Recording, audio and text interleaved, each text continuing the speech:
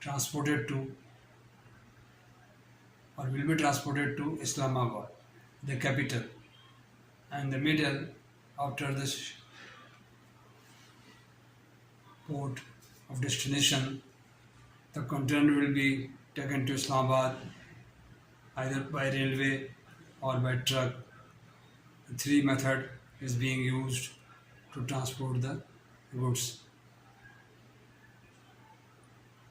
This is known as a multimodal transport document. And after discharge at Karachi port, the use of truck, railway, and deliver the container to capital Islamabad. The responsibility of the shipper to use all method of transports, railway, truck, and the same bill of lading. And the one bill of lading contains